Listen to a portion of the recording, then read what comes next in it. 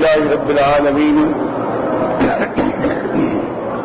والصلاة والسلام على أشرف الأنبياء وسيد المرسلين سيدنا محمد وعلى آله وأصحابه أجمعين.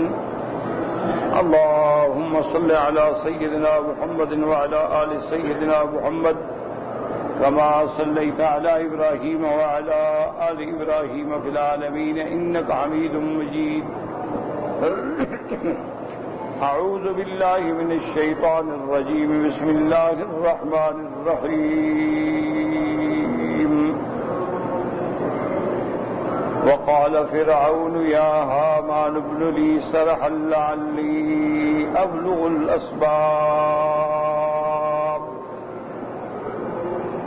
أسباب السماوات فأطلع إلى إله موسى وإني لأظنه كاذبا.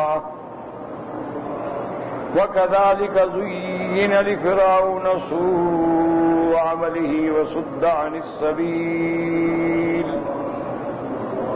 وما كيد فرعون إلا في تباب.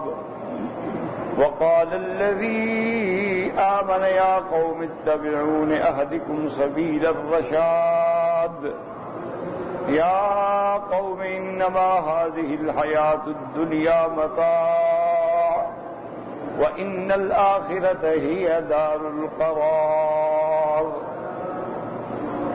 من عمل سيئة فلا يجزى إلا مثلها ومن عمل صالحا من ذكر أو أنثى وهو مؤمن فأولئك يدخلون الجنة يرزقون فيها بغير حساب. قال المؤلف والمفسر رحمه الله تعالى أدام النفع بعلومه وعلومكم في الدارين آمين. إلى أن قال يقول المؤمن لقومه ممن تمرد وطغى وآثر الحياة الدنيا ونسي الجبار الأعلى فقال لهم. اللہ تبارک و تعالیٰ کے اس بندے نے، اس ایمان والے نے اپنی قوم سے کہا، وہ قوم ممن تمرد وطغى جو سرکش ہو گئے، جو حد سے نکل گئے،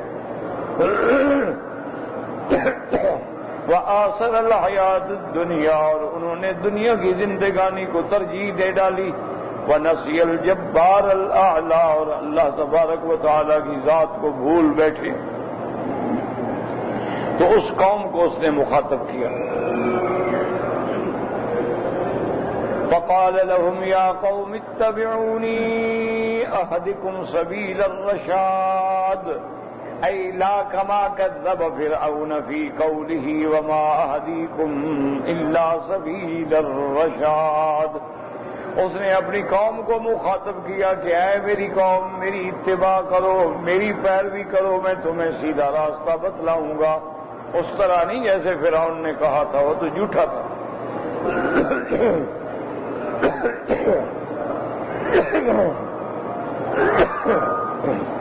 ثم زهدهم في الدنيا التي قد آثروها على الأخرى وصدتهم عن التصديق برسول الله موسى عليه الصلاة والسلام.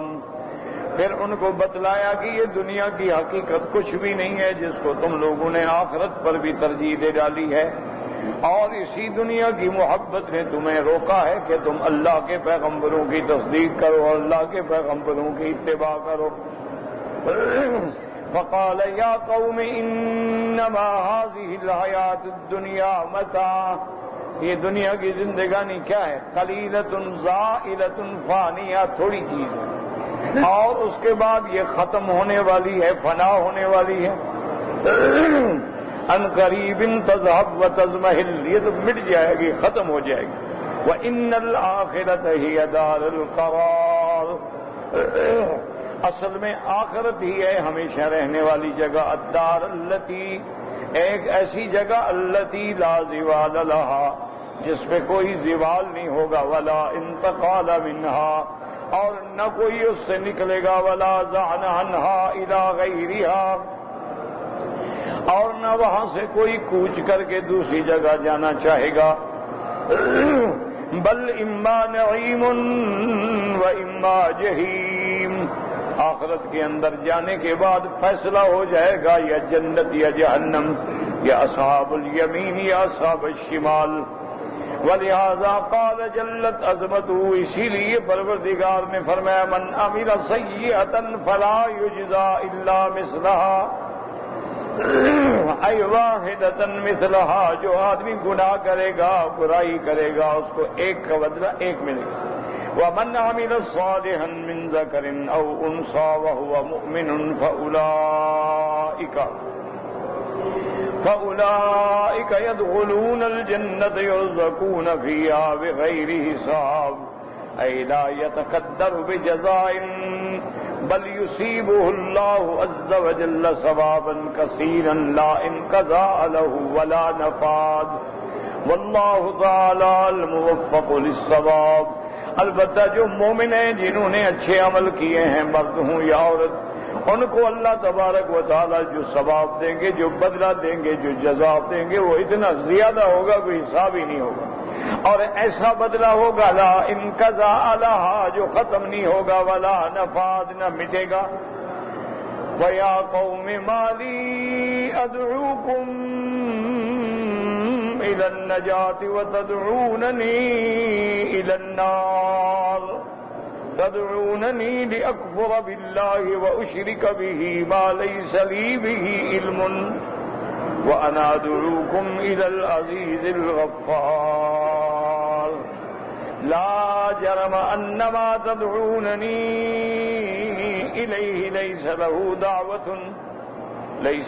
دعوة في الدنيا ولا في الآخرة وأن مردنا إلى الله وَأَنَّ الْمُسْرِفِينَ هُمْ أَصْحَابُ النَّارِ فَسَتَذْكُرُونَ مَا أَقُولُ لَكُمْ وَأُفَوِّضُ أَمْرِي إِلَى اللَّهِ إِنَّ اللَّهَ بَصِيرٌ بِالْعِبَادِ فَوَقَاهُ اللَّهُ سَيِّئَاتِ مَا مَكَرُوا وَحَاقَ بِآلِ فِرْعَوْنَ سُوءُ الْعَذَابِ النار يعرضون عليها غدوا وعشيا ويوم تقوم الساعة أدخلوا آل فرعون أشد العذاب يقول لهم المؤمن ما بالي يدعوكم إلى النجاة وهي عبادة الله وحده لا شريك له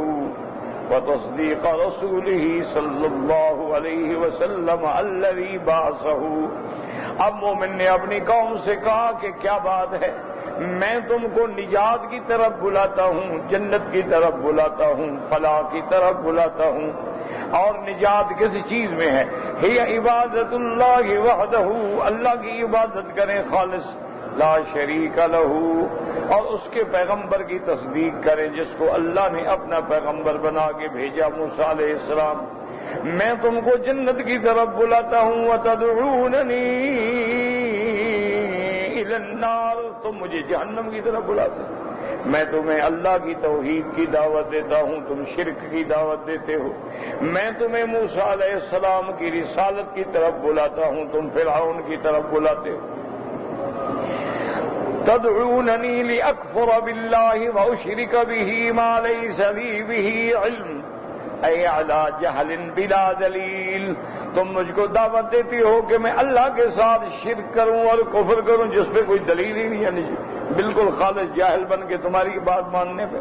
وَأَنَا أَدْعُوكُمْ إِلَى الْعَزِيزِ الْغَفَّارِ أي هو في عزته وكبريائه يغفر ذنب من تاب إليه، اور میں تم کو بلاتا ہوں اس ذات کی طرف جو غالب ہے، اس ذات کی طرف جو بخشنے والا ہے گناہوں کا، کہ جو بندہ توبہ کرے اس کو معاف کر دیتے ہیں۔ اللہ اپنی عزت و کبریائی میں یہ شان رکھتے ہیں، یغفر ذنب من تاب الیہ، جو بندہ توبہ کر کے اللہ کی طرف رجوع کرے اللہ اس کے گناہ معاف کر دیتے ہیں۔ لا جرم انما تدعوننی الیہ، یعنی لا جرم انما تدعون مانا ہوتا ہے حقا، یعنی اس میں کوئی شک ہی نہیں ہے۔ قال السدی ابن جریر معنى قوله لا جرم یعنی حقا، وقال الضحاك لا جرم یعنی لا کذب، جس میں کوئی جھوٹ نہیں. وقال علی ابن ابی طلحہ ابن عباس لا جرم یقولون بل ان الذي تدعوننی الیہ من الاصنام والانداد. بعض علماء فرماتی ہیں لا جرم مانا لا شک کا، کوئی شک نہیں، کوئی جھوٹ نہیں، پکی بات ہے. اور ایک قول یہ بھی ہے کہ اس کا معنی بل میں ہے کہ تم مجھے بلاتے ہو عبادت اصنام کی طرف، انداد کی طرف. لیس لہ دعوت فی الدنیا ولا فی الآخرہ. قال مجاہد الوثن الذی لیس لہ شیء، تم اس کی عبادت کی طرف بلاتے جو کچھ شیء نہیں، کو حقیقت نہیں، نفع نہ نقصان. وقال قتادہ یعنی الوثن بت لا ينفع ولا يضر، نہ نفع پہنچا سکے نہ نقصان. وقال السدی لا يجيب داعیہ لا فی الدنیا ولا فی الآخرہ، اور تم مجھے اس کی عبادت کی طرف بلاتے ہو نہ جو دنیا میں جواب دینا آخرت میں کسی کام آئے، جو کسی کام کے ہیں ہی نہیں. وَهَذَا كَقَوْلِهِ تَبَارَكَ وَتَعَالَى، یہ آیت اسی طرح ہے جیسے دوسرے مقام پہ اللہ نے فرمایا وَمَنْ أَضَلُّ مِمَّنْ يَدْعُو مِنْ دُونِ اللَّهِ مَنْ لَا يَسْتَجِيبَ لَهُ إِلَى يَوْمِ الْقِيَامَةِ وَهُمْ مَنْ دُعَائِهِمْ غَافِلُونَ. وَإِذَا حُشِرَ النَّاسُ كَانُوا لَهُمْ أَعْدَاءَ وَكَانُوا بِعِبَادَتِهِمْ كَافِرِينَ. اللہ فرماتا ہے وَمَنْ أَضَلُّ، اس سے بڑا گمراہ کون ہے جو اللہ کے سوا ان کی دعوت دے، ان کی عبادت کرے، جو اس کی پکار کو بھی نہیں سنتے، قیامت تک بھی نہیں سن سکتے، اور وہ جانتے ہی نہیں کہ کوئی ہمیں بلاتا ہے. وَإِذَا حُشِرَ النَّاسُ كَانُوا لَهُمْ أَعْدَاءَ، اور جب اللہ کی قیامت والے دن سب کو جمع کریں گے تو جن کی تم عبادت کرتے ہو وہی تمہارے دشمن ہوں گے. وَكَانُوا بِعِبَادَتِهِمْ كَافِرِينَ، اور کہیں گے مولا ہمیں تو کوئی پتہ نہیں کہ ہماری عبادت کرتے ہیں. ان تدعوهم لا يسمعوا دعاءكم، اگر تم ان کو پکارو تو یہ تمہاری پکار نہیں سنتے. وَلَوْ سَمِعُوا مَا اسْتَجَابُوا لَكُمْ، اگر بفرض محال سن لے تو کوئی جواب یعنی کوئی تمہارا کام بھلا کرنے کی طاقت نہیں رکھتے.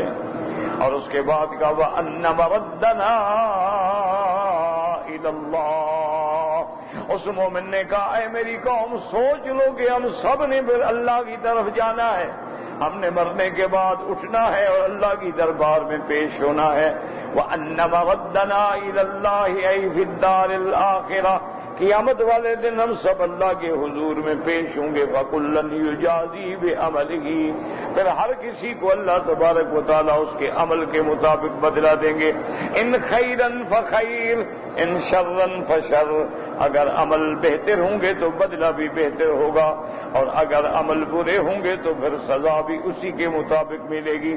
وَلِهَذَا قَالَ وَأَنَّ الْمُسْرِفِينَ هُمْ أَصْحَابُ النَّارِ، اور جو حد سے گزرنے والے ہیں اے خالدین فیہا بِإِسْرَافِهِمْ وَهُوَ شِرْكُهُمْ بِاللَّهِ عَزَّ وَجَلَّ، اور وہ اپنے اس زیادتی میں مبتلا ہیں پھر وہ ہمیشہ کے لیے جہنم میں ہوں گے. اور اس کے بعد مومن نے کہا فَسَتَذْكُرُونَ مَا أَقُولُ لَكُمْ اے سوف تعلمون صدق ما امرتکم به ونهیتکم عنه ونصحتکم ووضحت لكم وتذکرونه وتندمون حيث لا ينفعكم الندم. اس مومن نے کہا اپنی قوم سے کہ اے میری قوم اب تم میری بات نہیں مانتے ہو، لیکن ان قریب وقت آئے گا تم جان لو گے کہ جو میں تم کو کہتا تھا، جس بات کی طرف بلاتا تھا وہ سچ ہے، اور میں نے تم کو نصیحت کی، میں نے وضاحت کی، اور میں نے تم کو ڈرایا، لیکن تم اس وقت یاد کرو گے، ندامت کرو گے جب تمہیں ندامت کا کوئی فائدہ بھی نہیں پہنچے گا، کیونکہ دنیا دار العمل ہے اور آخرت دار الجزا ہے، یاد رکھیں. اب اگر قیامت میں کافر ندامت کریں، افسوس کریں، حسرت کریں، اس کا کوئی فائدہ نہیں. اسی لیے آپ پہلے پڑھ چکے ان تقول نفس یا حسرتا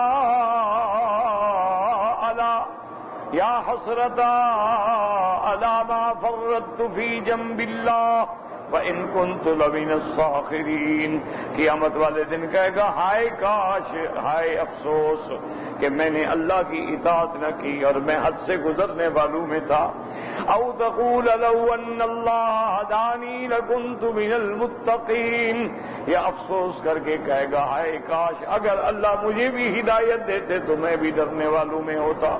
او تقول حین تری العذاب، یا کہے گا جب عذاب جہنم سامنے ہوگا لو ان لی کرتن، اگر مجھے دوبارہ دنیا میں جانے کا موقع ملے فاکون من المحسنین، میں بھی ہوں گا اچھے عمل کرنے والوں میں. لیکن اب موقع کیا ملے، اب تو آخرت آ گئی، دنیا ختم ہو گئی. اسی لیے قیامت والے دن عذاب دیکھنے کے بعد اگر کوئی ندامت کرے، اسی طرح علماء نے کہا اگر دنیا میں بھی اللہ کا عذاب آ جائے پھر آدمی افسوس کرے ہائے ہائے، پھر کوئی فائدہ نہیں. اسی لیے قرآن نے بار بار وضاحت فرمائی ہے کہ جب کافروں کو لے کے جائیں گے جہنم کی طرف تو وہاں جو فرشتے ہیں کہیں گے الم یاتکم رسل منکم، اور ظالموں کیا اللہ نے تمہاری جنس میں سے پیغمبر تمہارے پاس نہیں بھیجے؟ یتلون علیکم آیات ربکم، وہ تم پہ اللہ کا قرآن پڑھتے تھے. وَيُنذِرُونَكُمْ لِقَاءَ يَوْمِكُمْ هَذَا، اور تمہیں ڈراتے تھے کہ قیامت کا دن آئے گا، حساب ہوگا. تمہیں نہیں ڈرایا؟ اور کہیں قالوا بلا، کہیں گے ہاں آئے، پیغمبر بھی آئے، ڈرایا بھی، لیکن ہماری بدقسمتی. وَلَكِنْ حَقَّتْ كَلِمَةُ الْعَذَابِ عَلَى الْكَافِرِينَ، لیکن اللہ کا فیصلہ غالب آ گیا کہ کافروں کے لیے جہنم. تو اب فرشتے کہیں ادخلوا ابواب جہنم خالدین فیہا، چلو پھر جہنم میں جاؤ. اسی طرح قرآن نے دوسرے مقام پہ فرمایا کہ جب جہنمیوں کو لے کے جہنم کی طرف جا رہے ہوں گے تو فرشتے کہیں گے ما سلککم فی سقر، او ظالمو کیوں جا رہے ہو جہنم؟ قالوا لم نک من المصلین، وہ کہیں گے ہم ایمان والے نہیں تھے، ہم نماز والے نہیں تھے، ہم کافر. اسی لیے لیکن اس وقت کیا فائدہ ہو؟ اسی لیے ایک جگہ قرآن نے واضح کہ فَاعْتَرَفُوا بِذُنُوبِهِمْ، اپنے گناہوں کا، شرک کا، کفر کا اقرار کریں گے. حکم ہوگا فَسُحْقًا لِأَصْحَابِ السَّعِيرِ. اور اسی طرح جب جہنمی جہنم میں جائیں گے اب چیخیں گے، پکاریں گے، ملائکہ کو، خزنہ کو پکاریں گے. وَنَادَوْا يَا مَالِكُ لِيَقْضِيَ عَلَيْنَا رَبُّكَ، پکار پکار کے کہیں گے کہ اے جہنم کے داروغہ مہربانی کرو، اللہ سے کہو ہمیں موت دے دیں، بس ہمیں مار ڈالیں، ختم کر دیں، ہم عذاب نہیں برداشت. اب یعنی اللہ کا فرشتہ اللہ کے حکم سے کہے گا قال انکم ماکثون، ظالم اب تم ہمیشہ اسی میں رہو گے، کوئی معافی شافی نہیں. حتیٰ کہ جب چیختے چیختے ہزاروں سال گزر جائیں گے تو آخر حکم یہ ہوگا کہ اخسؤوا ولا يتقلب، دفع ہو جاؤ، آئندہ بولنا بھی نہیں. اب تم لوگوں نے جلنا ہے، مرنا ہے، چیخو یا نہ چیخو. سواء علیکم فاصبروا او لا تصبروا، سواء علیکم اصلوها فاصبروا او لا تصبروا، سواء علیکم. اب تم جلتے رہو، مرتے رہو، صبر کرو یا چیخو، کوئی فائدہ نہیں، اب تو ہمیشہ کے لیے جہنم. اس لیے اس اللہ کے بندے نے بھی کہا ظالمو تم اس وقت میری بات یاد کرو گے جب یاد کرنے کا فائدہ ہی نہیں ہوگا. اس وقت تم جا کے کہو گے ہائے کاش ہم بھی اللہ والوں کی بات مان لیتے، ہم بھی شرک سے بچ جاتے، بدعات سے بچ جاتے، گناہوں سے بچ جاتے. لیکن پھر کوئی فائدہ نہیں ہوگا. وَأُفَوِّضُ أَمْرِي إِلَى اللَّهِ، اور جب فرعون کے لشکریوں نے اس مومن کو تکلیف پہنچانے کے لیے پروگرام بنایا، اس نے کہا چلو میں نے اپنا مسئلہ اللہ کے سپرد کر دیا ہے. ایوا توکل علی اللہ واستعینہ واقاطعکم وابائدکم ان اللہ بصیر بالعباد، میں نے اللہ پہ توکل کیا، اللہ کی مدد، اور میں تم سے اب دور، میرا تمہارا راستہ الگ ہو گیا. اللہ تبارک و تعالی جانتے ہیں ہوا بصیر بہم تعالی فتقدس ویہدی من یستحق الہدایہ ویذل من یستحق الاضلال وله الحجۃ البالغۃ والحکمۃ التامۃ والقدر النافذ. اللہ تبارک و تعالی اپنے بندوں کو جانتے ہیں جو ہدایت کا مستحق ہوتا ہے اس کو ہدایت دیتی ہے، اور جو گمراہی کا مستحق اس کو گمراہ کر دیتی ہیں۔ اسی کی حجت جو ہے تام ہے، اسی کی حکمت جو ہے مکمل ہے، اسی کا فیصلہ جو ہے نافذ ہے۔ وَقَوْلُهُ تَبَارَكَ وَتَعَالَى فَوَقَاهُ اللَّهُ سَيِّئَاتِ مَا مَكَرُوا۔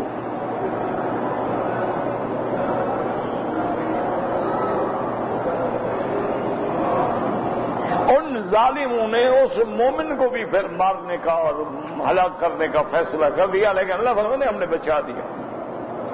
فَوَقَاهُ اللَّهُ سَيِّئَاتِ مَا مَكَرُوا أَيْ فِي الدُّنْيَا وَالْآخِرَةِ۔ اللہ فرماتے ہیں ہم نے اس کو ہر برائی سے بچا دیا، دنیا بھی آخرت میں بھی۔ کیسے؟ فرمایا اس کے بعد کہ وَأَمَّا فِي الدُّنْيَا فَنَجَّاهُ اللَّهُ تَعَالَىٰ مَعَ مُوسَىٰ عَلَيْهِ الصَّلَاةُ وَالسَّلَامُ وَأَمَّا فِي الْآخِرَةِ فَبِالْجَنَّةِ۔ اللہ فرماتے ہیں ہم نے اس مرد مومن کو دنیا میں نجات دی موسیٰ علیہ السلام کے ساتھ، وہ بھی نجات پا گیا، اور آخرت میں ہم نے اس کو جنت دی، اور ان کافروں کے لیے ہمیشہ کے لیے عذاب اور جہنم۔ وَحَاقَ بِآلِ فِرْعَوْنَ سُوءُ الْعَذَابِ وَهُوَ الْغَرْقُ فِي الْيَمِّ ثُمَّ النَّقْلَةُ مِنْهُ إِلَى الْجَحِيمِ فَإِنَّ أَرْوَاحَهُمْ تُعْرَضُ عَلَى النَّارِ صَبَاحًا وَمَسَاءً إِلَى قِيَامِ السَّاعَةِ فَإِذَا كَانَ يَوْمَ الْقِيَامَةِ اجْتَمَعَتْ أَرْوَاحُهُمْ وَأَجْسَادُهُمْ فِي النَّارِ۔ اللہ تبارک و تعالیٰ نے فرمایا آل فرعون پہ دنیا میں بھی عذاب آیا، کیا غرق کر دیے گئے دریا میں۔ اس کے بعد جہنم کی طرف کیا مانا کہ ان کے روحوں کو ہمیشہ روزانہ صبح و شام جہنم پہ پیش کیا جاتا ہے، اور جب قیامت کا دن ہوگا تو پھر روح اور جسد دونوں کو ملا کے اللہ کھڑا کریں گے اور پھر جہنم۔ وَلِهَذَا قَالَ تَعَالَىٰ وَيَوْمَ تَقُومُ السَّاعَةُ أَدْخِلُوا آلَ فِرْعَوْنَ أَشَدَّ الْعَذَابِ أَيْ أَشَدَّهُ أَلَمًا وَأَعْظَمَهُ نَكَالًا۔ اور جب قیامت کا دن ہوگا تو اللہ حکم دیں گے کہ اب آل فرعون کو شدید عذاب میں ڈالو، جو سب سے زیادہ دردناک عذاب ہے۔ وَهَذِهِ الْآيَةُ أَصْلٌ كَبِيرٌ فِي اسْتِدْلَالِ أَهْلِ السُّنَّةِ عَلَىٰ عَذَابِ الْبَرْزَخِ فِي الْقُبُورِ وَهِيَ قَوْلُهُ تَعَالَىٰ النَّارُ يُعْرَضُونَ عَلَيْهَا غُدُوًّا وَعَشِيًّا۔ اب مفسر رحمۃ اللہ علیہ فرماتے ہیں کہ اہل سنت کے نزدیک یہ آیت جو ہے سب سے بڑی دلیل ہے کہ عذاب قبر ہوگا، عذاب برزخ ہوگا۔ ولكن هنا سؤال وهو أنه لا شك أن هذه الآية مكية وقد استدلوا بها على عذاب القبر في البرزخ۔ لیکن سوال یہ پیدا ہوتا ہے کہ یہ آیت جو ہے مکیہ ہے اور اس سے استدلال پکڑ رہے ہیں عذاب قبر کا برزخ کے اندر۔ وقد قال الإمام أحمد حدثنا هاشم هو ابن القاسم أبو النضر قال حدثنا إسحاق بن سعيد هو ابن عمرو بن سعيد بن العاص قال حدثنا سعيد يعني أباه عن عائشة رضي الله عنها أن يهودية كانت تخدمها فلا تصنع عائشة رضي الله عنها إليها شيئا من المعروف إلا قالت لها اليهودية وقاك الله عذاب القبر۔ قالت عائشة رضي الله عنها فدخل رسول الله صلى الله عليه فقلت يا رسول الله هل للقبر عذاب قبل يوم القيامة؟ قال لا، من زعم ذلك؟ قالت هذه اليهودية لا أصنع إليها شيئا من المعروف إلا قالت وقاك الله عذاب القبر۔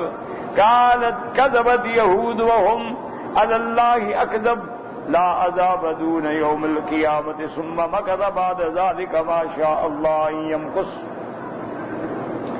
فخرج ذات يوم نصف النهار مشتملا بثوبه محمرة عيناه وهو ينادي بأعلى صوته القبر كقطع الليل المظلم أيها الناس لو تعلمون ما أعلم بكيتم كثيرا وضحكتم قليلا أيها الناس استعيذوا بالله من عذاب القبر فإن عذاب القبر حق وهذا اسناد صحيح على شرط البخاری ومسلم ولم يخرجاه۔ اب مفسر رحمت اللہ علیہ یہاں ایک روایت نقل کرتے ہیں کہ بی بی عائشہ رضی اللہ تعالی عنہا کے پاس ایک یہودی لڑکی تھی۔ وہ بی بی عائشہ کی خدمت کرتی تھی، گھر میں کام کاج میں مدد دیتی تھی، اور جب بی بی عائشہ اس سے کوئی نیکی کرتی، کھانا دے دیا، کوئی چیز دے دی، کوئی کپڑا دے دیا، تو وہ ہمیشہ دعا کرتی تھی کہ اللہ تمہیں عذاب قبر سے بچائے۔ اسی طرح ایک دن حضور پاک داخل ہوئے تو بی بی عائشہ فرماتی ہیں کہ میں نے پوچھا کہ یا رسول اللہ کہ قبر میں بھی عذاب ہوگا قیامت سے پہلے؟ عذاب تو قیامت کے بعد ہوگا، پھر قبر میں کیسے عذاب ہوگا؟ آپ نے فرمایا کہ نہیں ہوگا، اور آپ نے فرمایا من زعم ذلک، کس نے تمہیں کہا ہے کہ عذاب قبر میں ہوگا قیامت سے پہلے؟ میں نے کہا اس یہودیہ لڑکی جب میں کوئی نیکی کرتی ہوں تو یہ ہمیشہ کہتی ہے اللہ تمہیں عذاب قبر سے بچائے، اور میں جھوٹ بولتا، اور یہودی تو ایسے ہی بڑا جھوٹ بولتے ہیں اور جھوٹ بولنے والے ہیں، قیامت سے پہلے کوئی عذاب نہیں، یعنی عذاب قبر نہیں۔ اب آتا ہے کہ ثم مکث بعد ذلک ما شاء اللہ، پھر کچھ مدت گزر گئی جتنی اللہ نے چاہی، تو ایک دن حضور پاک عین دوپہر کے وقت میں آپ نے کپڑا لپیٹا ہے اور آنکھیں مبارک سرخ ہیں، اور حضور اعلی صوت ہی زور سے آواز دے رہے ہیں کہ لوگوں القبر کا قطع اللیل المظلم، قبر جو ہے وہ بڑی اندھیری ہے جیسے اندھیری رات کا ٹکڑا۔ ایھا الناس، ہے لوگوں، لو تعلمون ما اعلم بکیتم کثیرا وضحکتم قلیلا، اللہ نے جو مجھے علم دیا ہے اور جو میں نے دیکھا ہے اگر تم دیکھ لو تو ہنسنا ہی بھول جاؤ۔ اور اس کے بعد حضور پاک نے فرمایا کہ ایھا الناس، اے لوگو، استعیذوا باللہ من عذاب القبر، اللہ سے پناہ مانگو عذاب قبر سے، فإن عذاب القبر حق، عذاب قبر جو ہے وہ حق ہے اور سچ ہے۔ اور یہ روایت جو ہے یعنی امام بخاری اور امام مسلم کی شرط کے مطابق صحیح ہے، یعنی ان کے جو صحیح ہونے کے لیے شرائط ہیں وہ اس میں پائے جاتے ہیں۔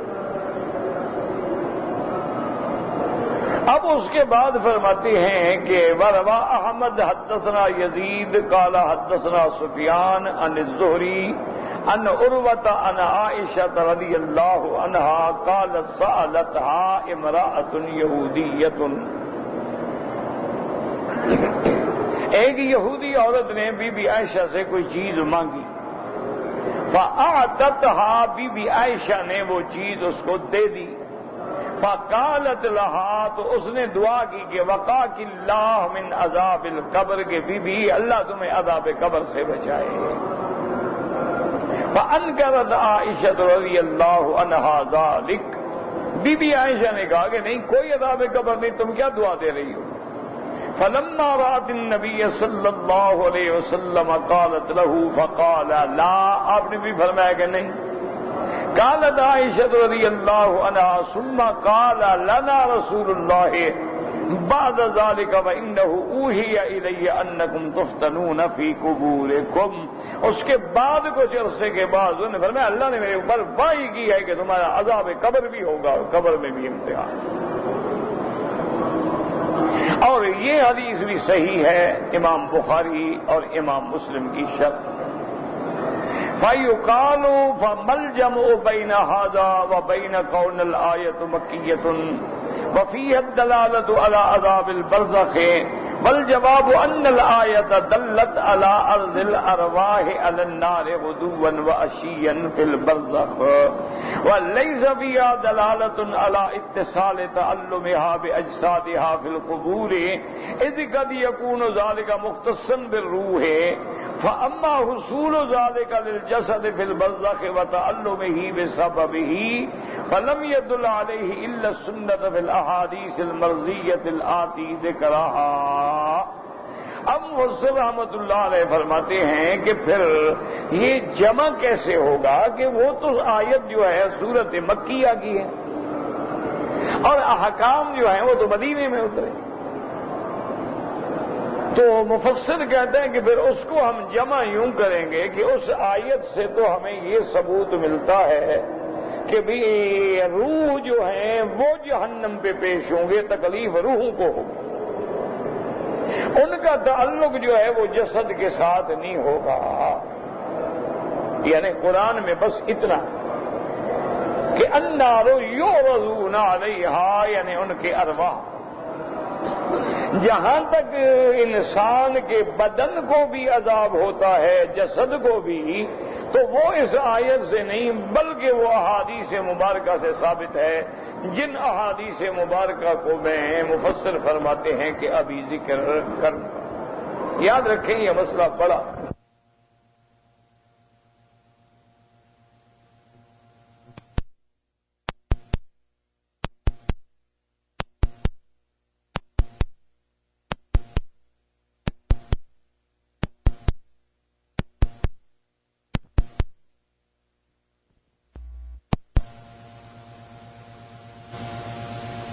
دنیا میں جو مطلقاً عذاب قبر کا منکر ہے، وہ کہتا ہے نہ روح کو ہوتا ہے نہ جسم کو ہوتا ہے، کوئی عذاب قبر نہیں. ان کا عقیدہ یہ ہے کہ جو لوگ اعلیٰ ہیں، مومن ہیں، ایمان والے، ان کی روحیں جو ہیں وہ علیین پہ، ساتویں آسمان پہ چلی جاتی ہیں، اور جو کافر ہیں، مشرک ہیں، ان کی روحیں جو ہیں وہ سجین میں، جو زمین کے نیچے قید خانہ ہے، اس میں چلی جاتی ہیں. پھر یہ سب قیامت کے دن اللہ ان کو دوبارہ روحوں کو بھیجیں گے، اٹھائیں گے، پھر فیصلہ ہوگا، جنت والے جنت، جہنم والے جہنم. وہ کہتے ہیں قبر شبر کا کوئی عذاب ہے ہی. اچھی طرح سمجھ لیں، یعنی وہ منکر ہیں بالکل، نہ روح کو نہ جسد.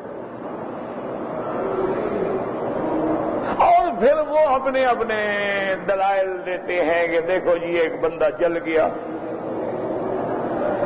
تو کس چیز کو عذاب ہوگا. اسی طرح وہ کہتے ہیں کہ جیسے اب بھی کروڑوں کی تعداد میں ہندو موجود ہیں، لیکن وہ تو سارے جب مرتے ہیں تو جلا دیے جاتے ہیں، ان کی تو کوئی قبر شبر ہے ہی نہیں، اور ان کی راکھ جو ہے وہ اڑا دی جاتی ہے یا وہ گنگا جمنا میں جا کے ڈال دیتے ہیں.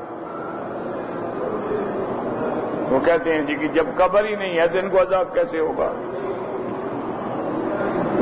تو یاد رکھیں، ایک فرقہ ہے جو عذاب قبر کا منکر ہے کہ کوئی عذاب قبر نہیں. وہ کہتے ہیں بس سارے فیصلے جو ہیں وہ قیامت میں ہوں گے، جنت، جہنم، آرام، ثواب، عذاب سب قیامت میں، اس سے پہلے کچھ نہیں. مر گیا مر گیا. لیکن یاد رکھو کہ یہ فرقہ جو ہے یہ تو گمراہ ہے، کیونکہ ائمہ اربعہ کی تحقیق ہے قرآن و حدیث کی روشنی میں کہ عذاب القبر حق، کہ عذاب قبر جو ہے وہ حق ہے، اور لا ينکرھا الا ضال و مضل، اور اس کا انکار کرنے والا گم کردہ رہا. یہ ایک کا نہیں، ائمہ اربعہ کا اتفاق. اور جہاں چارے امام کٹھے ہو جائیں تو پھر تو دلیل میں اتنا وزن ہوتا ہے کہ انکار ہو ہی نہیں سکتا. بس وہ تو سمجھیں گمراہ. اب جناب دوسرے نمبر پہ آ جائیں. ایک جماعت کہتی ہے کہ عذاب حق ہے، مرنے سے یعنی قیامت سے پہلے بھی عذاب ہوگا، لیکن اس قبر میں نہیں. وہ کہتے ہیں عذاب ٹھیک ہے، عذاب ہوگا، لیکن وہ قبر بھی برزخی قبر ہوگی، اس میں روح ہوں گے، ان کو عذاب ہوگا. وہ زندگی بھی برزخی ہوگی. اسی طرح مومن ہیں، شہداء ہیں، ان کی روحیں جو ہیں پرندوں کے اندر ہوں گی، وہ جنت میں سیر کر رہے ہیں، نفع اٹھا رہے ہیں، اور باقاعدہ ان کو نعمتیں مل رہی ہیں، تو وہ بھی روح کا تعلق ہے. وہ کہتے ہیں عالم برزخ جو ہے عالم برزخ میں وہ قبر بھی برزخی قبر ہے، اس میں روح کا مسئلہ ہے۔ اس قبر میں جو بندہ دفن کیا گیا ہے اس جسد کے ساتھ کوئی تعلق نہیں۔ کہتے ہیں عذاب ہے، یعنی عذاب کے وہ قائل ہیں، بات کو سمجھیں۔ لیکن وہ کہتے ہیں کہ جناب اس قبر میں جہاں ہم نے مردے کو دفن کیا ہے بس اس سے کوئی تعلق نہیں، روح چلا گیا، یہ تو بغیر روح کے کچھ بھی نہیں۔ جیسے آپ دیکھتے ہیں نا جی کہ اللہ نہ کرے انگلی کو کاٹ کے آپ پھینک دیں، پھر اس کو جتنا مارتے رہو کیا ہوگا؟ یا کسی کا خون جو ہے وہ رک جاتا ہے، ہاتھ پاؤں فالج زدہ سن ہو جاتے، اب ان کو سوئی بھی جب ہوئے پتہ نہیں لگتا۔ وہ کہتے ہیں کہ بھی اس قبر سے کوئی تعلق نہیں، بات سمجھو۔ وہ کہتے ہیں جتنی کی حدیث میں آتا ہے کہ بھی اس کے لیے راحت ہے وہ بھی برزخی قبر ہے، اور جتنا آتا ہے کہ ان کے لیے عذاب ہے وہ کہتے ہیں وہ بھی عالم برزخ کا قبر ہے، اور وہاں روح کو عذاب ہے، روح کا جسد سے کوئی تعلق۔ روح کا جسد سے تعلق اس دن ہوگا جب سور پھونکا جائے گا، اس دن ہر روح اپنے جسد میں آئے گی اور پھر بندے قبر میں کھڑے ہوں گے۔ پہلے اللہ ان کے ٹکڑے جو ہیں ان کو جمع کریں گے، پھر روح آئے گی، روح پھونکی جائے گی، فَإِذَا هُمْ قِيَامٌ يَنظُرُونَ، وہ کھڑے ہو جائیں گے۔ یعنی بہرحال وہ عذاب کے تو قائل ہیں، عذاب کو مانتے ہیں، لیکن اس قبر کے عذاب کو نہیں مانتے۔ وہ کہتے ہیں جی فرعون کی بات ہے، آپ کہتے ہیں فرعون کا عذاب ہوا، فرعون کو تو اللہ نے ایک پتھر کی شکل میں بنا کے باہر پھینک دیا، وہ تو ابھی تک احرام میں مصر میں پڑا ہوا ہے۔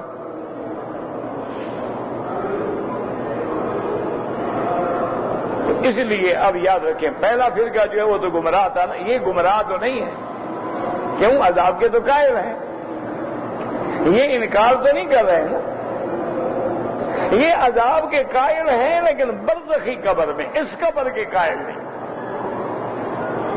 وہ کہتے ہیں کہ جب روح جسد سے نکل جاتا ہے پھر اس کا کوئی تعلق نہیں ہوتا،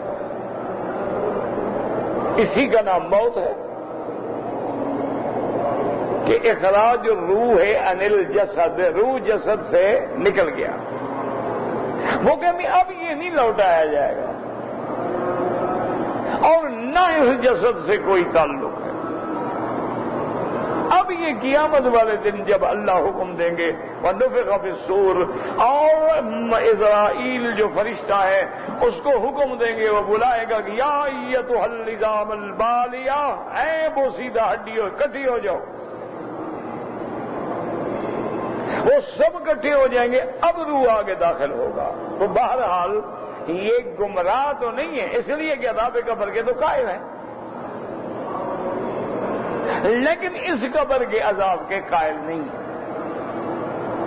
وہ کہتے ہیں یہاں کوئی روح شروع نہیں، نہ روح لوٹتی ہے، نہ یہ سلام سنتے ہیں، نہ کوئی کسی کو سلام کا جواب دیتا ہے، نہ کسی قبر والے کو پتہ لگتا ہے مجھ پہ کس نے سلام بھیجا ہے، حتیٰ کہ وہ اتنے بڑھ جاتے ہیں وہ کہتے ہیں اللہ کے پیغمبروں کو بھی پتہ کوئی نہیں۔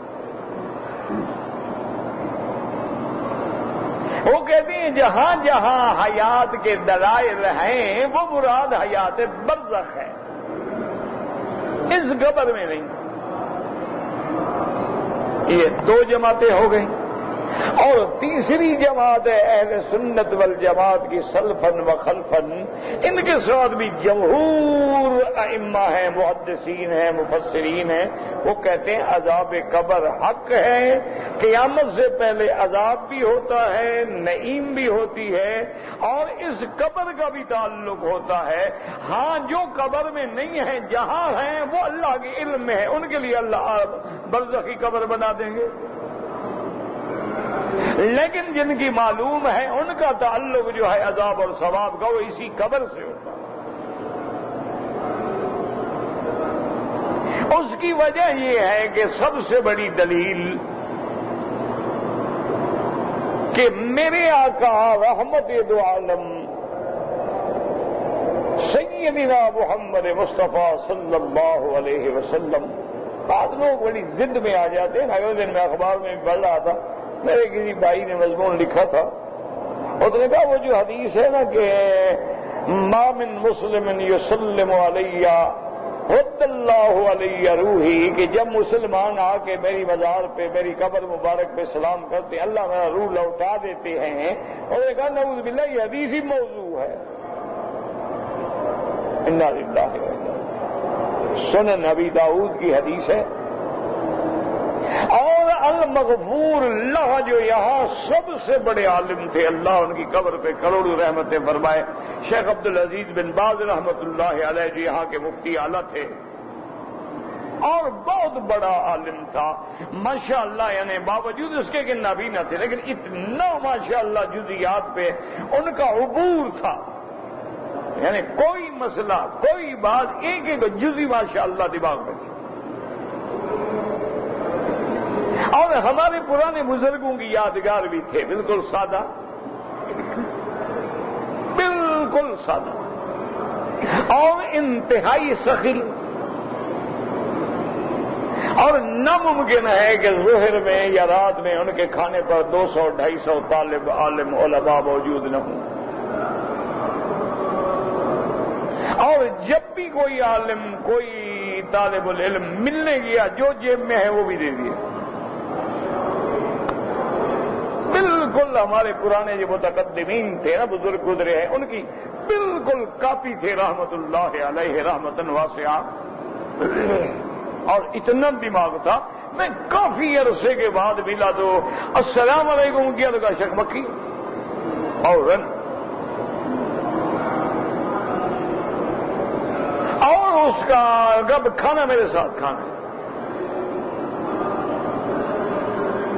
اچھا انہی کی مجلس میں اس وقت جو ہے بحث چھڑ گئی کہ لفظ مروزی ہے یا مروزی ہے یا مروزی ہے.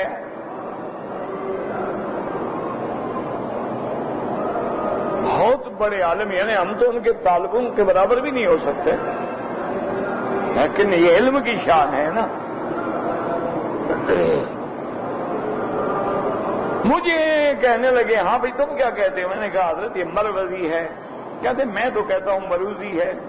میں نے کہا حضرت آپ تو شیخ ہیں استاد ہیں, آپ کے بعد کیا انکار نہیں کر سکتے, لیکن میں یہی سمجھتا ہوں.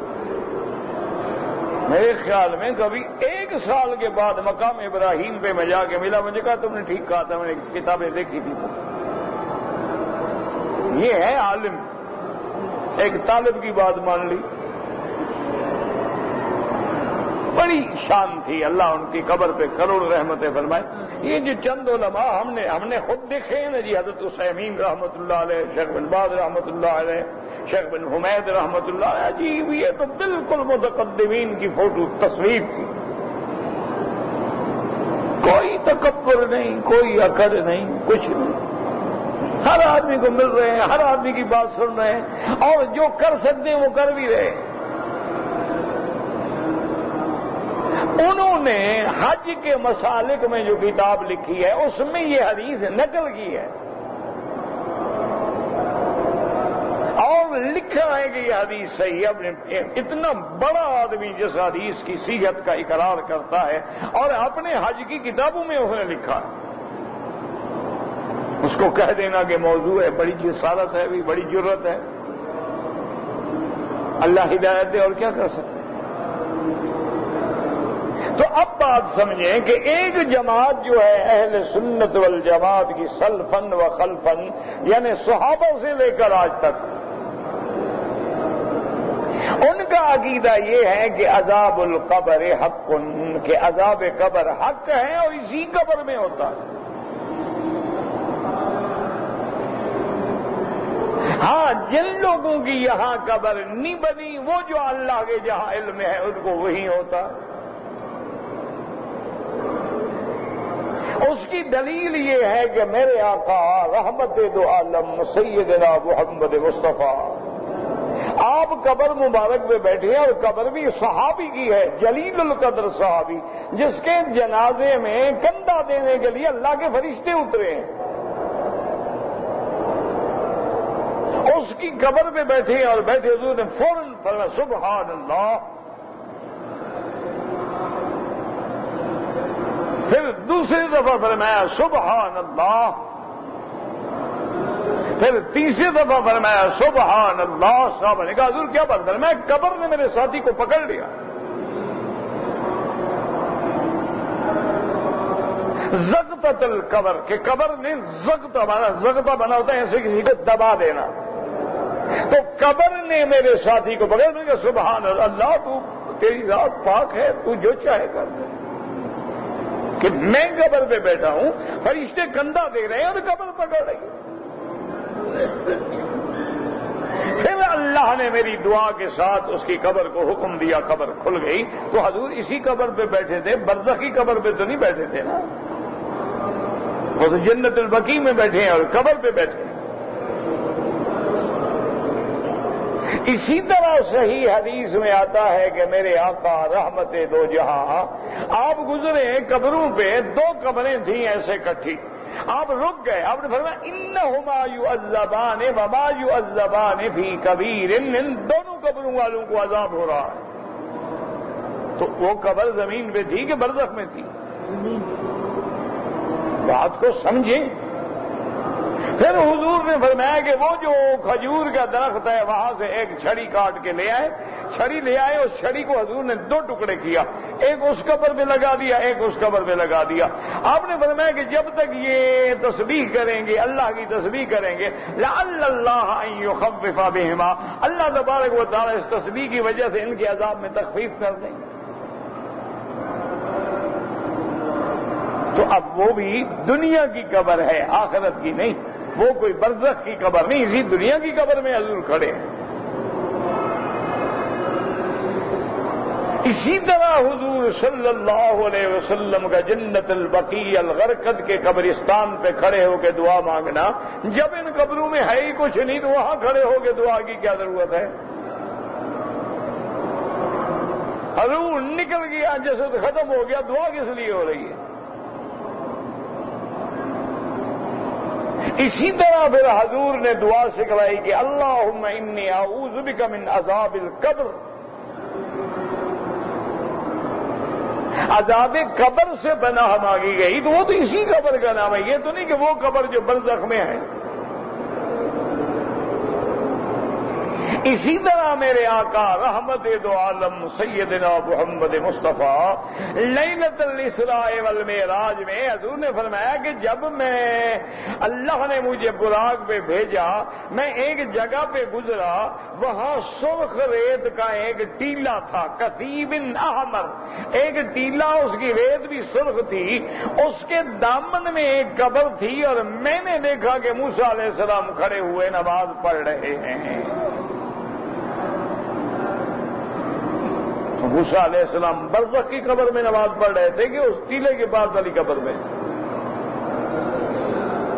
اگر وہ برزخ کی بات تھی تو پھر ٹیلے کی نشانی دینے کی ضرورت کیا ہے حضور کو بتلانے کی؟ آپ نے فرمایا اب بھی میں دیکھوں گا، میں پہچان لوں گا کہ یہ وہ جگہ ہے۔ اور وہ ٹیلا بتایا، ریت بتائی، اور ریت کا رنگ بتلایا کہ اس کا رنگ سرخ ہے، اور وہاں جو قبر ہے موسیٰ قائم یصلی فی قبرہ، موسیٰ علیہ السلام اپنی قبر میں کھڑے نماز پڑھ رہے ہیں۔ تو مراد یہی زمین کی قبر ہے۔ اسی طرح صحیح احادیث میں ہے کہ جب بندہ فوت ہو جاتا ہے، دفن ہو جاتا ہے، حضور نے فرمایا اب اس کی قبر پہ کھڑے ہو کے دعا مانگو، فصلوا لہ التثبیت۔ افسوس یہ ہے ہمارے اہل بدعت حضرات جنازے کے بعد تو تین تین دعائیں مانگتے ہیں، جو سنت ہے قبر پہ دعا وہ نہیں مانگتے۔ آپ نے فرمایا فصلوا لہ التثبیت، اللہ سے اس کے سوال میں ثابت قدم رہنے کی دعا مانگو کہ یا اللہ ہمارے بھائی کو سوال جواب میں کامیاب کرنا۔ اور آپ نے فرمایا کہ منکر نکیر آتے ہیں، اس کو بٹھا دیتے ہیں، پھر سوال کرتے ہیں کہ من ربک ما دینک ما تقول فی حق ھذا الرجل۔ تو وہ سوال جواب اسی قبر میں ہو رہا ہے کہ برزخ میں ہو رہا ہے، عالم ارواح میں ہو رہا ہے۔ اس لیے حضور نے فرمایا کہ دعا مانگو کہ اللہم ثبت ہو، اللہ اس کو صحیح جواب دینے کی توفیق عطا فرما، کیونکہ جو مومن ہے جب وہ پوچھیں گے من ربک کا، وہ کہے گا ربی اللہ، وہ کہیں گے ما دینوں کا، وہ کہے گا دینی الاسلام۔ وہ پوچھیں گے ما تقول فی حق ھذا الرجل، وہ کہے گا محمد رسول اللہ، کامیاب ہو گیا۔ اور کافر جو ہے وہ کہے گا ہا لا ادری، ہا لا ادری، میں نہیں جانتا۔ اسی طرح حدیث میں آتا ہے کہ جب وہ سوال جواب میں کامیاب ہو جائے گا تو ایک کھڑکی کھلے گی، فرشتے کہیں گے دیکھ لو، کہ یہ تو جہنم ہے، کہیں گے ہاں اگر تم شرک پہ مرتے تو پھر اسی میں جلتے۔ پھر یفتح لہ بابا الی الجنت، پھر جنت کی طرف کھڑکی کھول دی جائے گی کہ اللہ نے تمہیں توحید پہ ثابت قدم رکھا، اب تمہارا ٹھکانہ یہ ہے۔ اسی طرح حدیث میں آتا ہے کہ اس کے لیے پھر قبر میں اللہ پاک وسعت پیدا فرما دیتے ہیں۔ فَيُفْسَحُ لَهُ فِي قَبْرِهِ، قبر کے اندر وسعت کیسے ہوتی ہے اللہ کے علم میں ہے، وہ تنگی کیسے ہوتی ہے اللہ کے علم میں ہے۔ اچھا، اور اللہ تبارک و تعالیٰ کبھی دنیا میں بھی نمونہ دکھا دیتے ہیں، رحمت کا نمونہ بھی دکھا دیتے ہیں کہ امام بخاری رحمت اللہ علیہ، اسی طرح حضرت لاہوری رحمت اللہ علیہ، اسی طرح حضرت محمد موسیٰ، اسی طرح غازی جب فوت ہوئے تو ان کی قبروں سے کئی دن تک خوشبو آتی رہی، ساری دنیا گواہ ہے۔ اللہ دنیا میں دکھا دیتے ہیں۔ تو کبھی یہ ہوتا ہے کہ دنیا میں بھی عذاب کا نمونہ دکھلا دیا جاتا ہے کہ کئی لوگوں نے دیکھا ہے کہ قبر سے آگ کی لپٹیں نکل رہی ہیں، کئی لوگوں نے دیکھا قبر کی کھدائی کی گئی تو اندر سانپ اور بچھو بھرے ہوئے ہیں۔ اچھا، ایسے بھی واقعات ہوئے ہیں، ایک آدمی آیا تھا اسلام لا کے، حضور نے اس کو کاتب الوحی بنایا، وہ بدبخت مرتد ہو گیا، واپس جا کے کہنے لگا کہ اللہ کا قرآن تھوڑا ہے، یہ تو میں بنا کے دیتا تھا، حضور کو لکھ کے دیتا تھا۔ جب موت آئی تو قبر نے اٹھا کے باہر پھینک دیا۔ اب ان کے رشتہ داروں نے دوبارہ اور زیادہ گہری قبر کھودی، پھر دفن کیا، پھر قبر نے باہر پھینک دیا۔ تیسری دفعہ انہوں نے اور زیادہ گہری قبر کھودی، تیسری دفعہ بھی قبر نے باہر پھینک دیا۔ انہوں نے کہا ہاں معلوم ہوتا ہے اس کو اللہ کے نبی کی بددعا لگ گئی۔ عذاب یہی ہوتا ہے، اللہ نمونہ بھی دکھا دیتے ہیں، راحت کا نمونہ بھی دکھا دیتے ہیں، جنت کا نمونہ بھی دکھا دیتے ہیں، جہنم کا بھی دکھا دیتے ہیں۔ اسی لیے حضور نے فرمایا کہ قبر جو ہے اما روضۃ من ریاض الجنہ او حفرۃ من حفر النیران، یا تو یہ جنت کے باغوں میں سے باغ ہے یا پھر جہنم کا گڑھا ہے۔ تو اسی لیے ہمیشہ یاد رکھیں کہ زیادہ راجح قول یہی ہے کہ عذاب قبر حق ہے، اس قبر کا بھی تعلق ہے، ارواح عالم علیین میں ہے، لیکن اللہ ان کا تعلق جوڑ دیتے ہیں۔ یہ معنی نہیں ہوتا کہ نکالتے ہیں اور ڈالتے ہیں، نکالتے ہیں اور ڈالتے ہیں، تعلق جڑ جاتا۔ اب دیکھیں نا، یہ سارے حرم کی بتیاں ہیں، کم از کم کتنا ہزار بلب ہوگا، ایک بٹن بند کرو ساری بند، ایک بٹن پہ ہاتھ رکھو ساری روشن ہو جاتی ہیں۔ تو اگر یہ بندے بٹن بنا سکتے ہیں، اللہ نہیں تعلق قائم کر سکتا؟ ایک چھوٹا سا موبائل ہے، تم اس سے جناب یہاں سے 2 لاکھ میل دور بھائی بیٹھا ہے، اس کے نمبر پنچ کرتے ہو، ٹھک سیٹلائٹ پکڑ لیتا ہے۔ ابھی اس کو کون جوڑ رہا ہے؟ سیٹلائٹ پھر کیسے اسی نمبر پہ؟ اچھا، اس کے ساتھ جو بندہ بیٹھا ہے اس کا پتہ نہیں ہے، جو نمبر تم کر رہے وہی ملتا ہے۔ اگر انسان اتنا تعلق بنا سکتے ہیں کہ نہ تار ہے، نہ کوئی جوڑ ہے، نہ کوئی شے نظر آتی ہے، تعلق جڑ جاتا ہے، تو جس نے انسانوں کو بنایا ہے وہ نہیں بنا سکتا کہ روح علیین میں ہو اور تعلق قبر سے جڑ جائے۔ وما ذلک علی اللہ بعزیز، لہذا آدمی کو حد سے نہیں نکلنا چاہیے۔ دعا کریں کہ اللہ ہمیں صحیح اور حق پہ قائم رکھے۔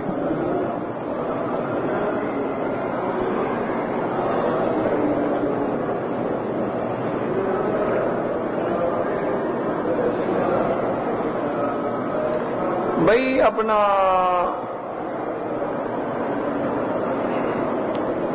کمال سے اب آپ ایسا کریں کہ نماز درس کے بعد یہ میرے ساتھ بیٹھے ہیں سر، اس کو مل لیں، یہ آپ کو میری جگہ پہ لے آئیں گے اور ملاقات ہو جائے گی، آپ بالکل ملیں مجھے۔ زنون تو لکھا ہی تم نے، وہ تو زنون ہے، وہ تو زال ہے، تم نے زے بنا دیا، خدا کا خوف کرو. مچھلی والا وَظَنُّونِ إِذْ ذَهَبَ مُغَاضِبًا فَظَنَّ. اب تم بیٹے کا نام رکھ رہے زنون، کوئی عقل کرو تو جنون رکھ لو، پاگل. لفظ ہے وَظَنُّونِ، وہ مچھلی والا پیغمبر، ان کا تو نام یونس ہے.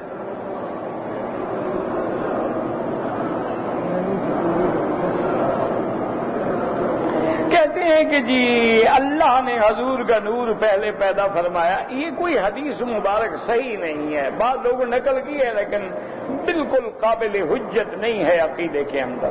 حضور ہیں ہی بشر.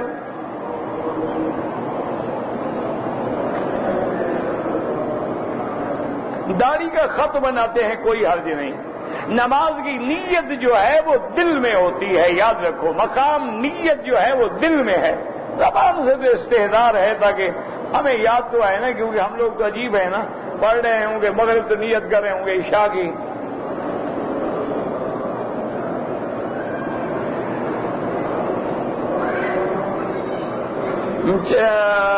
میرے چاچے نے منت مانی تھی کہ لڑکا ٹھیک ہوگا شفا دے گا تو 4 مہینے دین کے لیے لگائے گا. چاچا فوت ہو گئے، لڑکا بھی بیمار ہے، اللہ شفا دے تو پھر لگائے.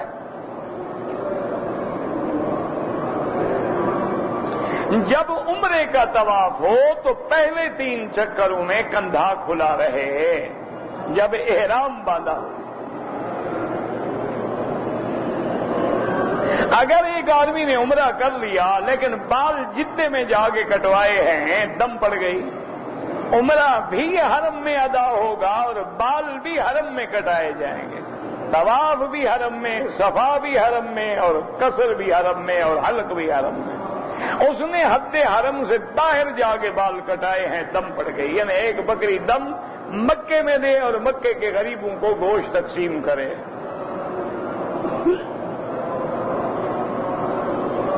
اگر ایک آدمی نے مکے میں رہتے ہوئے غسل کیا لیکن غسل کر کے پھر مسجد عائشہ سے جا کے نیت کی، ٹھیک ہے غسل جہاں کرے گا، ضروری تو نہیں کہ غسل بھی وہاں کرے. اگر وہاں پانی نہ ملے، حمام نہ ہو، پھر کیا کرے گا؟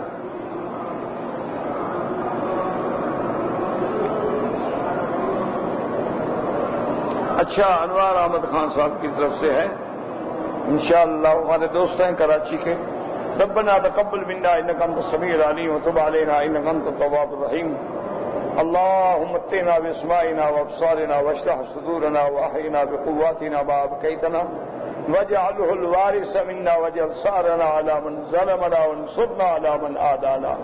اللهم اقض حاجاتنا يا قاضي الحاجات يا سميع الدعاء يا مستجيب الدعوات.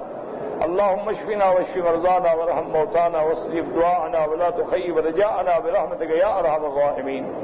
یا اللہ عالم اسلام کی حفاظت فرما، یا اللہ عالم اسلام کی حفاظت فرما. یا اللہ پاکستان میں قرآن و سنت کا قانون نافذ فرما. یا اللہ تمام مسلمانوں کی قدم قدم پہ حفاظت فرما. یا اللہ اس بلد الامین کو قیامت تک ہر فتنے سے محفوظ فرما. ربنا آتنا فی الدنیا حسنۃ وفی الآخرۃ حسنۃ وقنا عذاب النار. صلی اللہ تعالی علی خیر خلقہ سیدنا محمد وعلی آلہ وصحبہ اجمعین. اللهم صل علی سیدنا محمد وعلی آلہ وصحبہ.